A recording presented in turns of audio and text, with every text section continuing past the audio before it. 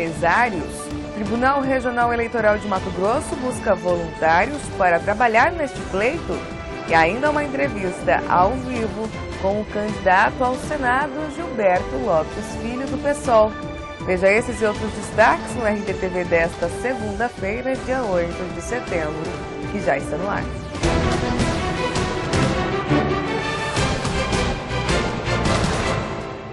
Olá, tudo bem?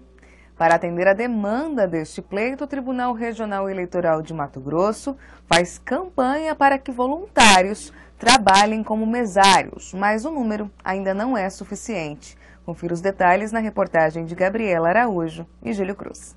A campanha Mesário Voluntário tem como objetivo difundir a cidadania, a fim de que as pessoas queiram participar voluntariamente do pleito eleitoral. Segundo o Tribunal Regional Eleitoral de Mato Grosso, cerca de 5.000 pessoas já se cadastraram como mesários voluntários para as eleições do dia 5 de outubro. Entretanto, o número ainda é considerado pequeno em relação às necessidades do Estado. Para atender às 60 zonas eleitorais de Mato Grosso, que possuem cerca de 2 milhões de eleitores, são necessários 27.100 mesários e ainda 35.000 pessoas para trabalharem nos bastidores da eleição. Diante da demanda, do grande número de eleitor que sempre acresce a cada vez que passa, a cada ano que passa, o mesário voluntariado, a tendência também é a crescer por conta das campanhas que o governo faz, o próprio TSE, né? Mas a gente verifica que ainda é um número aquém do que se precisa. Sempre temos que convocar mais mesários do que a quantidade dos que são inscritos, né? A gente verifica que ano após ano, já que a eleição são anos pares, né? A gente fica que a cada pleito eleitoral, os mesários voluntários, eles vêm aderindo mais.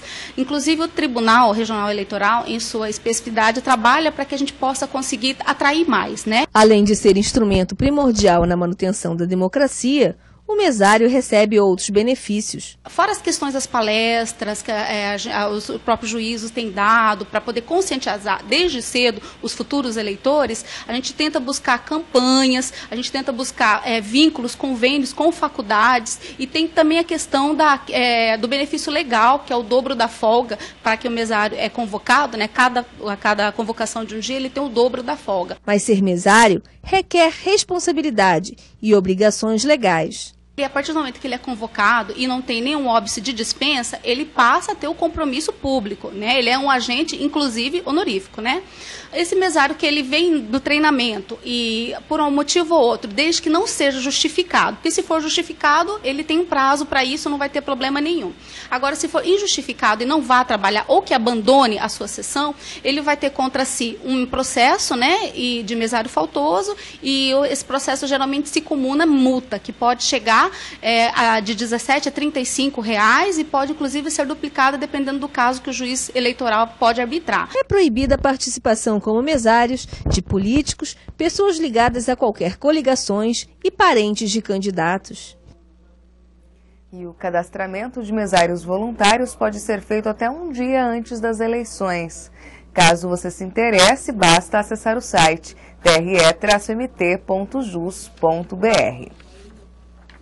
E o candidato ao governo Lúdio Cabral, do PT, segue em ritmo desacelerado nos gastos de campanha se comparado aos principais adversários. O petista arrecadou R$304 mil e gastou R$684 mil, dados apresentados na segunda parcial da prestação de contas ao Tribunal Superior Eleitoral.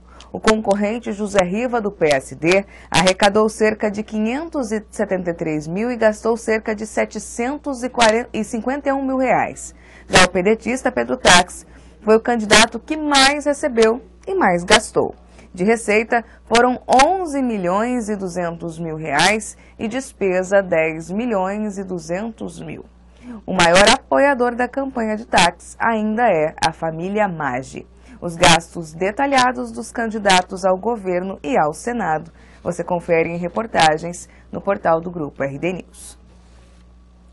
E na propaganda eleitoral gratuita da última sexta-feira, dia 5 de setembro, o que chamou a atenção foi o fato do candidato do PR, Wellington Fagundes, rebater as acusações feitas pelo tucano Rogério Salles sobre a vinda da ferrovia a Cuiabá. Wellington Fagundes, do PR, iniciou a propaganda eleitoral com direito a respostas às acusações feitas pelo principal adversário dele nesta eleição, Rogério Salles, do PSDB, no programa exibido na noite de quarta, dia 3 de setembro. Isso porque o tucano acusou o grupo governista aliado a Wellington de não beneficiar Cuiabá e outras cidades com a ferrovia que ligaria a capital a Santarém, no Pará. O republicano rebateu a veracidade da fala do candidato ao PSDB. Não adianta o candidato do PSDB tentar distorcer a verdade. Eu reafirmo aqui meu compromisso com você, com Cuiabá, com o nosso estado e, acima de tudo, com a verdade sempre. Para reforçar esses compromissos, o vídeo contou com o depoimento do ministro de Transporte, Paulo Sérgio Passos, falando sobre o modal ferroviário.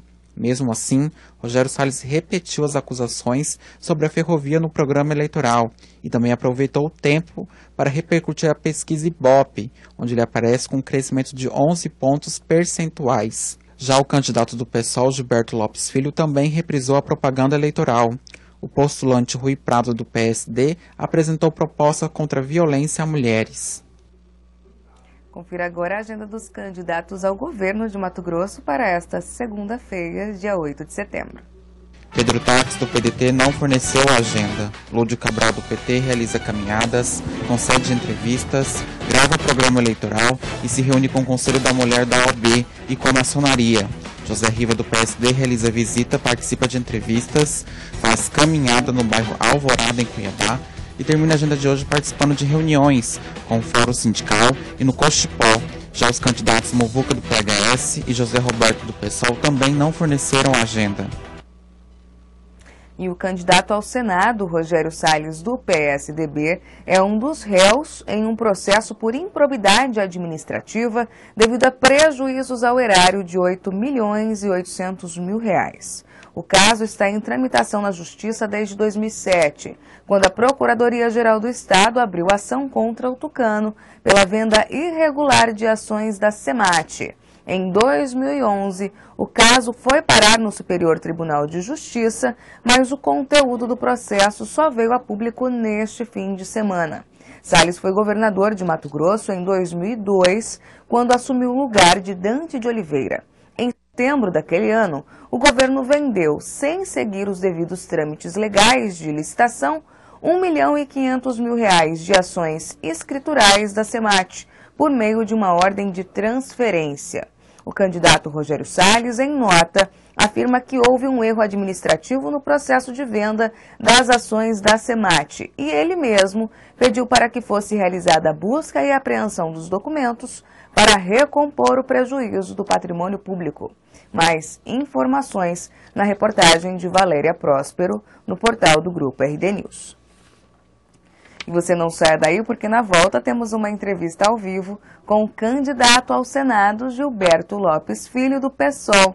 Eu convido você a participar desse bate-papo, enviando seu questionamento ou sua pergunta ao nosso convidado por meio do chat do programa no endereço tv.rdnews.com.br. Mas antes, uma breve previsão do tempo. Em Cuiabá, o dia deve permanecer parcialmente nublado. Faz 28 graus na capital. São 8 horas e 40 minutos. Vejo você em instantes no portal do Grupo RD News e também na TV Mato Grosso, no canal 27.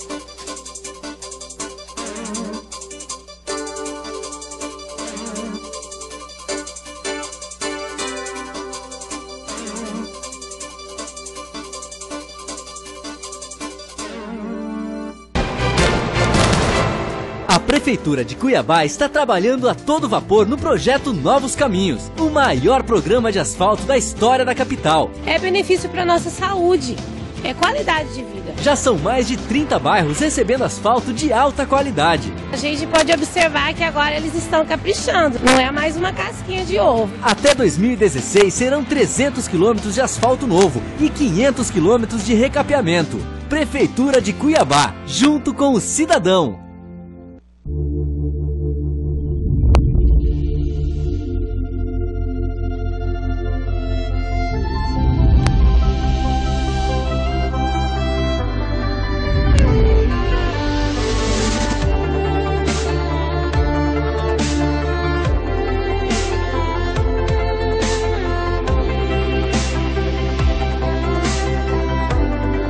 Alphaville. Joinville Buffet, sua primeira escolha.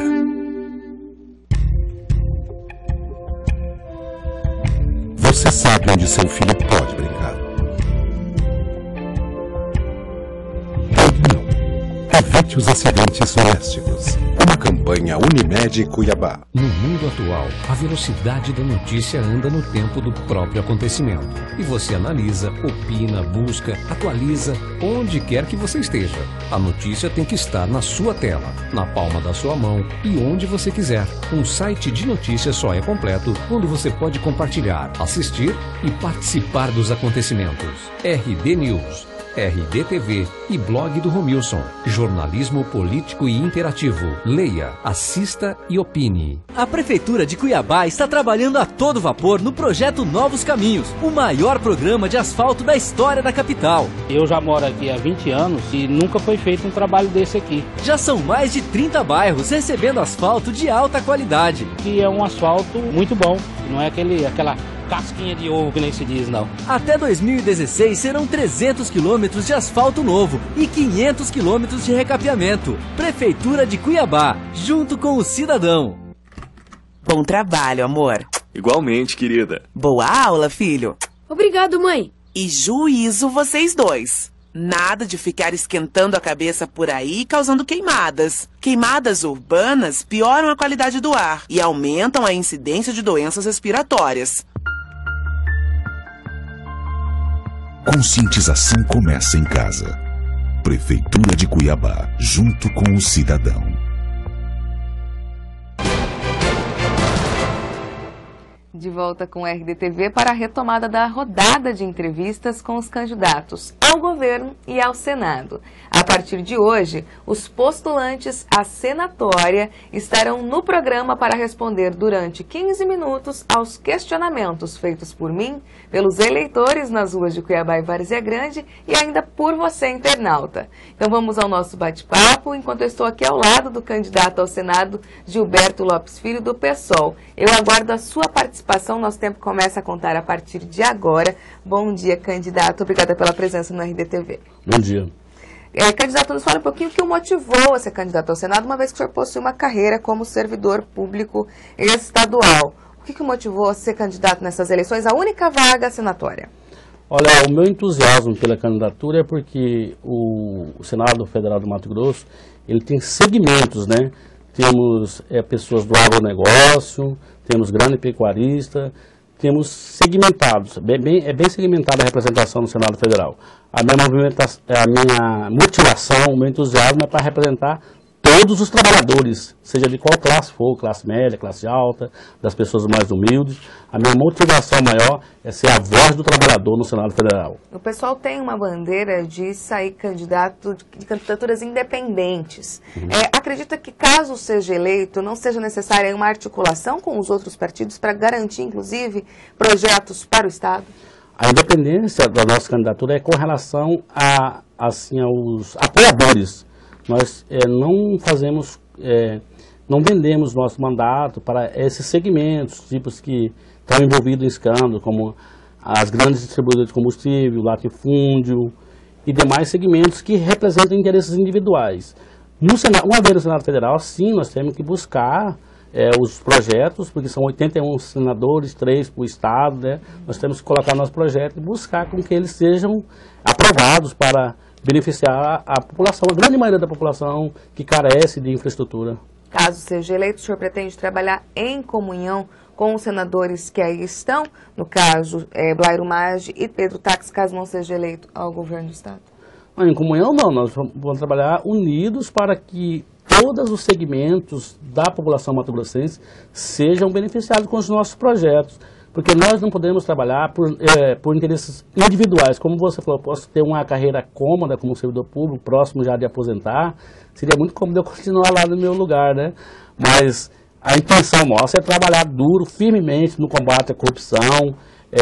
Nós temos o projeto da candidatura nacional de que seja regulamentada a alíquota sobre as grandes fortunas, sobre as pessoas que têm mais de 50 milhões, que isso aí seria um implemento na arrecadação de cerca de 95 bilhões de reais, que nós também defendemos que seja investido 10% do PIB nacional na educação e saúde, porque eu vejo o avanço da população somente com investimento pesado, incutir no jovem a educação, porque a independência verdadeira do indivíduo que vai formar a sociedade é a educação de qualidade. Além disso, candidato, quais outras bandeiras o senhor deve hastear caso seja eleito ao Senado? Thalita, seu nome, né? Thalita. Pois é, Thalita. Eu estava na pré-entrevista lá com a Gabriela, falou assim, os projetos básicos de um senador defender o interesse do Estado junto ao governo federal. Mas eu vejo assim, eu fico muito apreensivo porque eu vi nesse parlamento estadual nosso, totalmente aniquilado, eu não vejo um deputado de oposição, é uma Assembleia Legislativa aniquilada.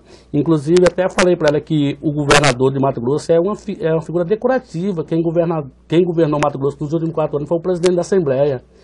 E a gente quer combater fortemente a corrupção, que eu vi que na Operação Ararate, quem é para fiscalizar também está envolvido na corrupção, como é o caso do TSE, a Assembleia, o Executivo, e para mim é uma grande decepção, próprio membro do Ministério Público Estadual envolvido na corrupção. Então nós vamos firmemente combater qualquer desvio do dinheiro público, porque quando se rouba o dinheiro público, dá uma aliviada que é lavagem de dinheiro, mas é roubo mesmo, e isso faz falta. Só uma correção, TSE é o Tribunal Superior Eleitoral, TCE, que TCE, o Tribunal de Contas do Estado.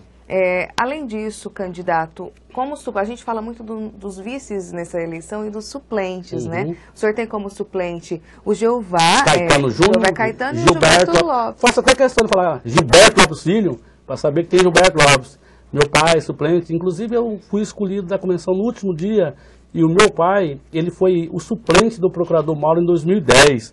Então o nome dele já estava mais ou menos articulado, encaminhado para ser suplente. Então ele só homologou e queremos agora de 100 mil votos sair para a vitória. O senhor não pode causar estranheza aos seus eleitores o fato do senhor ter como suplente o seu pai e de repente no regime democrático não ter colocado um outro nome do pessoal para concorrer? Nenhum constrangimento, porque é um homem trabalhador e já faz parte do partido há mais de 7 anos e já estava escolhido lá, nossa chapa já estava mais ou menos formada. Apenas na disputa com o Jeová, eu venci a disputa, eu não fui escolhido para ser o senador, não vejo nenhum constrangimento, porque foi um homem que trabalhou por mais de 50 anos e ele deu um ensinamento para os filhos dele, que são 5 filhos. Meus filhos não roubem. Então tem muito isso claro na minha cabeça, que é um ensinamento muito bom que eu recebi do meu pai. Qual a avaliação que o senhor tem, candidato, das emendas parlamentares? Os senadores têm falado muito, os candidatos ao Senado, assim como o senhor, têm falado muito da questão das emendas parlamentares. Qual é a opinião do senhor a respeito dessa situação? Olha, eu vejo, as emendas é um pequeno fatia do orçamento público da União. E os oportunistas, vamos falar claramente, o pessoal está brigando aí com o deputado Wellington, né, que está na frente da pesquisa, que ele é um despachante de luxo, que ele tem medo de falar para ele, que ele desvia dinheiro de emenda, que ele mesmo vai lá faz emenda, que ele mesmo tem a consultora que direciona a emenda. Isso é muito ruim. As emendas poderiam ser um dinheiro ágil, rápido, para chegar lá no município, para resolver problemas de saúde. Se o principal adversário dele, que falam, que supõe que seja, falou ontem que ele rouba mesmo o dinheiro da emenda, contra a partida já surgiu outro, que o senador Pedro Taques foi o que mais aprovou emendas.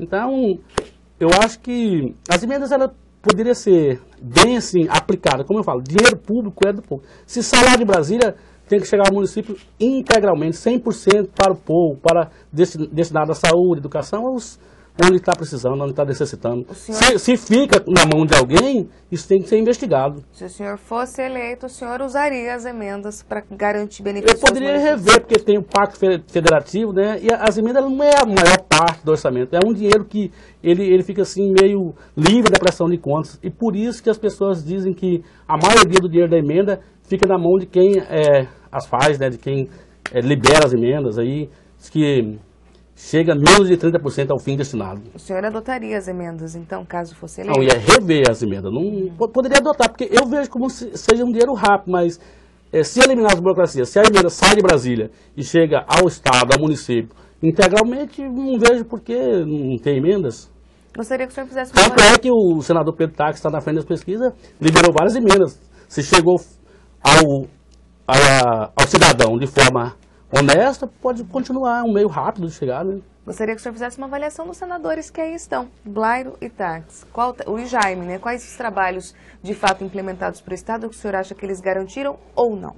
Não, eles não garantiram, porque o Estado nosso está numa situação ruim, é o segundo pior no ranking da educação nacional, e eles legislam em causa própria. O grande negócio, os grandes pecuaristas e a grande maioria da população está carente de investimento em todas as áreas fundamentais para a evolução do ser humano. Eu acho que eles legislam em causa própria, em seus segmentos, que é o agronegócio, que é a pecuária, e o povo fica esquecido. O senhor atuaria de forma diferente? Com certeza. Minha atuação... Porque assim, Thalita, eu não tenho paranoia de virar senador para me se tornar um fazendeiro, para mim ter avião. Eu quero que meu povo, que os cidadãos, que meus conterrâneos vivam bem, que tenham uma vida digna. Eu não tenho querer adquirir fortunas com dinheiro público. Isso é ruim, isso provoca uma grande desigualdade social. O senhor acha que é isso que tem acontecido hoje? Com certeza. A grande desigualdade social provoca o quê? Violência, pessoas são recrutadas pelo tráfico de drogas, porque não tem como trabalhar.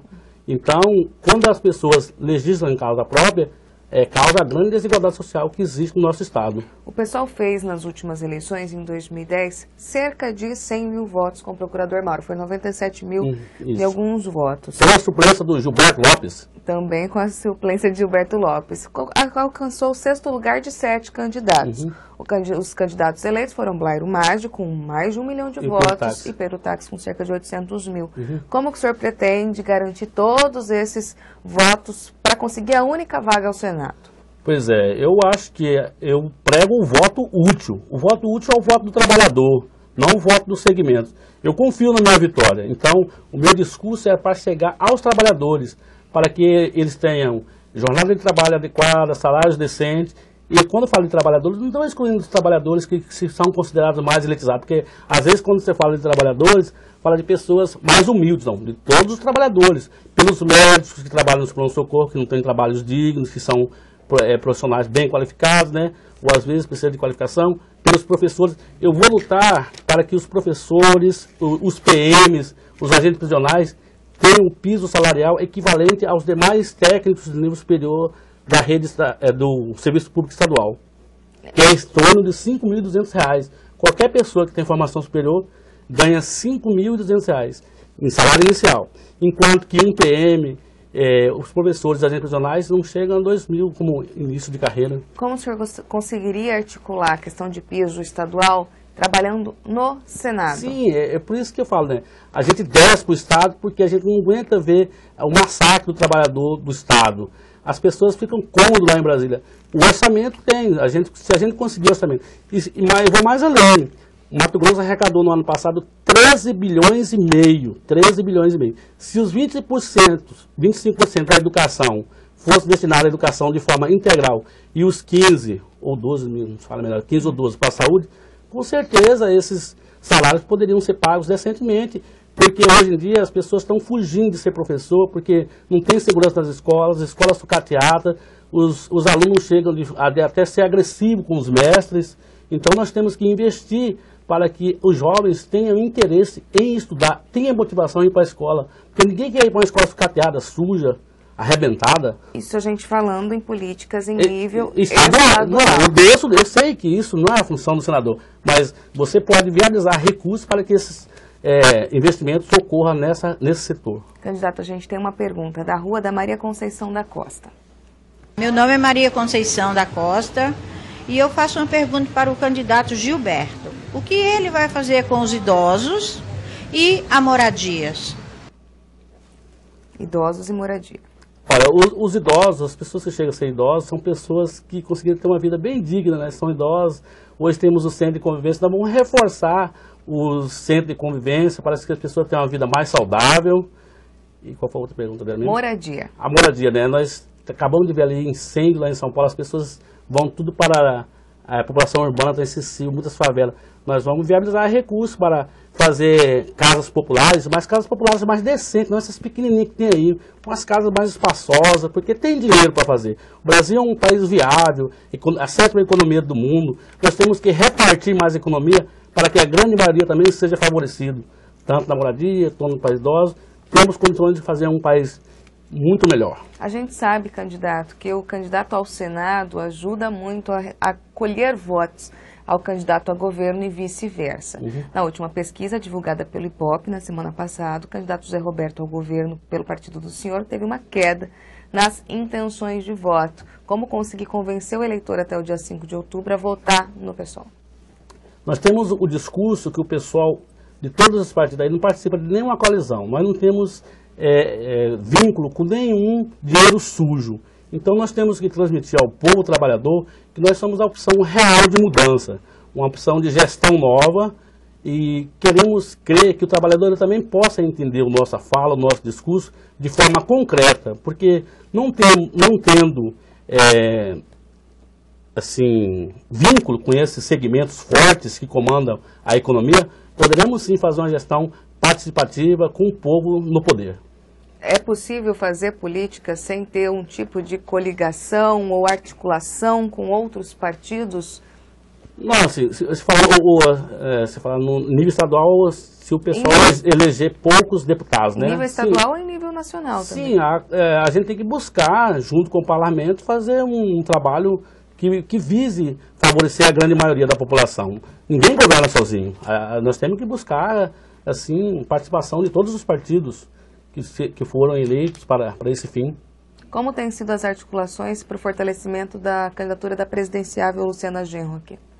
Olha, nós temos levado, já viajamos mais de 50 municípios dentro das nossas limitações, temos levado as propostas dela na parte tributária, principalmente a revolução tributária, com a gestão participativa. O cidadão também tem que participar do governo. Moreira Costa pergunta pelo chat, ele retoma aquela questão que eu pontuei com o senhor. O senhor não se sente constrangido em colocar como suplente o próprio pai? Que discurso é esse que condena os outros e faz pior, segundo Moreira Costa? Não, bem tranquilo. Ele já é filiado há mais de 7 anos, foi em 2010. Candidato a suplente do Procurador-Geral, obteve mais de quase 100 mil votos, né? Estamos caminhando, a legislação eleitoral permite isso. Se fosse legal, a chapa dele seria impugnada. Nossa chapa foi devidamente deferida, sem nenhum problema. Independente de ser legal, eu acho que é isso que o Moreira Costa pergunta, independente da legalidade, não causaria um sentimento de imoralidade o fato de ter pai e filho na mesma chapa? Então, nós vemos nas várias coligações, tem pai, filho, esposa, não é ilegal não, faz parte do processo eleitoral. Todas as chapas têm esse tipo de pessoas, não é imoral, faz parte da legislação. O povo confunde legalidade com moralidade. Ângelo Oliveira pergunta por meio do chat, para a gente encerrar nosso bate-papo, se eleito, quais seriam as principais bandeiras do senhor e projetos propostos, defendidos no Congresso e não em nível estadual? Nós teremos que fazer a reforma política, né? Porque nós estamos 4 candidatos ao Senado. Se fosse através de financiamento público de campanha, as pessoas não estariam aí viajando de avião, comprando voto, seria equidade a disputa, né? É meio desigual. Eu estou aqui com santinhos apenas, as pessoas estão com 1.000, 2.000, 3.000 cabo eleitoral. Então a reforma política é uma bandeira, a reforma agrária, porque o conflito agrário existe, tributária, política, qualquer outra que nós defendemos, política agrária. Essa é uma das bandeiras, agrária, política e tributária. Principalmente tributária, porque arrecadando mais, conseguiríamos investir muito mais nesses setores essenciais que estão sucateados no nosso estado. Para encerrar nosso bate-papo, candidato, o senhor tem 30 segundos para suas considerações finais. Eu quero, junto com o povo de Mato Grosso, construir uma sociedade mais igual, justa e com pessoas equilibradas, que tenham motivação para morar no Mato Grosso. E meu nome é Gilberto Lopes Filho, número 500, e peço seu voto de todos os trabalhadores, de todas as classes sociais. Tá certo, candidato, a gente agradece a sua participação aqui na RDTV. Bom, é isso, a edição desta segunda-feira vai ficando por aqui. Nos vemos de novo amanhã ao vivo em mais uma entrevista com o candidato ao Senado, desta vez com Rui Prado, do PSD. Nos vemos amanhã ao vivo, às 8h30. Não perca, até lá.